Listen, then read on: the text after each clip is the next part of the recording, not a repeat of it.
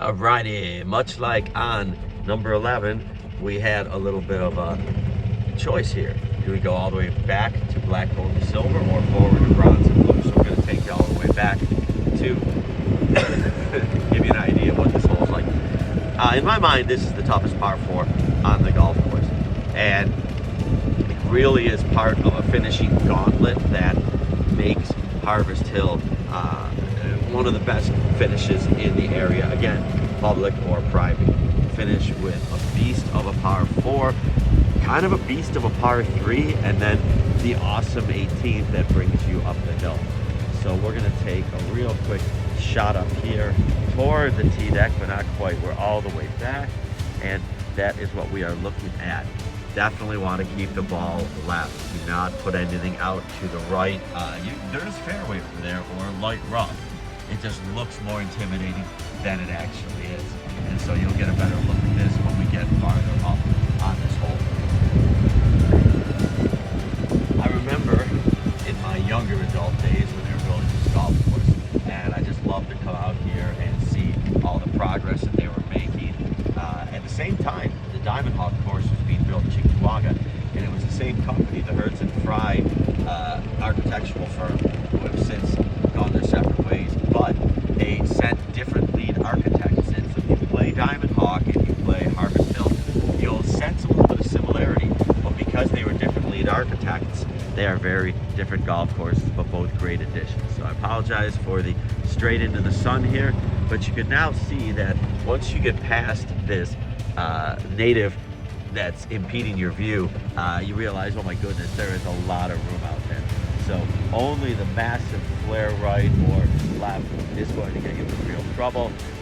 But here's the key to this whole thing. What you want to do as we drive up the middle of the fairway is you're going to want to make a decision, because if you get your ball, this is a par 4.5. If you get your ball back in this area, you've got a long carry over that crossing hazard that we've seen on a few of the holes. Now, if you're able to get your ball down in this area, you're inside 200, and this should absolutely be a go zone unless the wind is in your face. Again, as we said earlier, there's a band of light rough where you might catch a good lie, and there's also that little hollow down there, and it all depends on what the cut level is there. It looks about the same as the first one. But here we are. So basically, anybody who gets it down here is hunting for birdies. But that is the green sitting up there in the horizon, past that front left bunker, and also before you get to that rear right bunker. So carry it over this fronting hazard and native area, and then you will reach the promised land, more or less. So we've got another bridge to go over. I have many rivers to cross.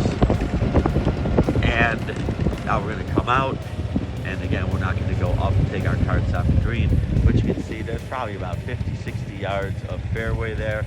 You've got the bunker there, you've got the front left, you've got the bunker back right, and then you have that elevated green, again, slope back to front, and it is a gem.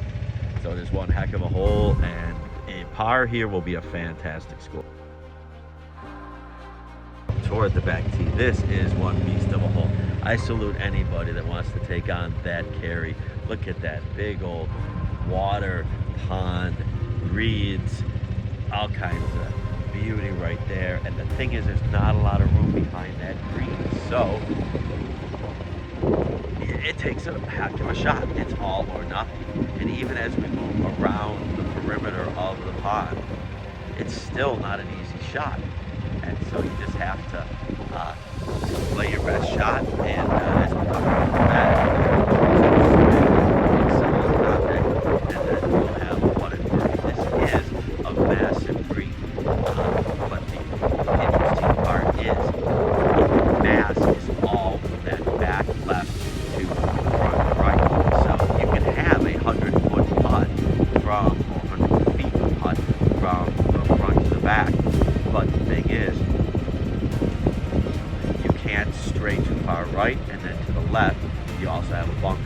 So after we come around the pond, we have this fairway area, and a lot of people may end up shooting for that fairway. You know, it's about 2 club lengths less than going for the green.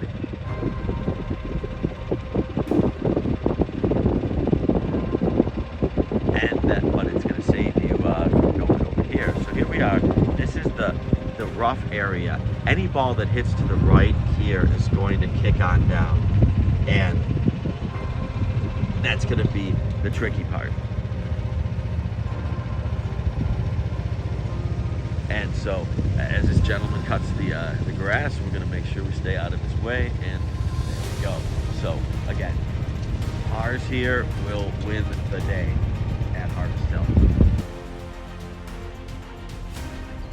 All right, here we go.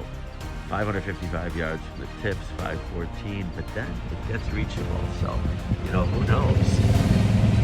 All right, here we go. So we see on the horizon a bunch of buildings. That would be the clubhouse and Roots skylight. So here we are at the middle tee deck. Now we're moving to some of the forward tee decks, and every single one of the decks demands that you carry the hazard. And that's a nice little element to have. A couple of deer going across. Hey Bambi, how we doing? Hopefully Big Mama or Big Daddy isn't going to come flying out of there and hammer me. Hey buddy, there you go, there you go. Okay, keeping an eye out here to the left. Please do not come flying out. Good, good. All right, so here we are, native area crossing hazard. Now we're going to start a climb. And again, if you're a kid and you're a walker, which is the best part about being a kid in golf, you know, you're coming up here and you've had a great day, and that soda is going to taste so good when you get to the top. All right, big wide landing area here, except if you get long, then you're going to have to deal with this bunker, which chunks out about 33 to 40% of the landing area. So that's a pretty hefty slice. And now, here we go, it's decision time. Are you going to take a rip and get it on that upper shelf, or are you going to lay it up below that and have some sort of a 130-yard shot into the green? So either way, it's going to be a chance at birdie if you get this far. My plan is to tee off here and let my partner, who is the best fairway metal player in the world, take a rip at the green. We're going to try to do that on all the par fives if we can, but it depends on how they lay. So again, you've got those bunker, the big bunker here in the face of the hill. You have to carry that. Nobody wants that shot to the green. And then we're going to cut down over here, so make it feet as we try to keep the angle proper. All right, now we are down below, so you can actually see that's that front right bunker. And then you can see over here the flag is on top of the hill, and then we're going to bring you around and get another front right bunker there. Fairway front right bunker, and then green side front right bunker that's also cut into the hill. You don't want to have that downhill sand shot. And so now we're coming around and getting a real good sense of this green. What a great green. I mean, look at that, so many seconds. That is a dead front position. And it goes another maybe 70, 80, 90 feet to the back. And just a fantastic way to finish. So thank you again to Harvest Hill for hosting us. We look forward to seeing you on July 15th.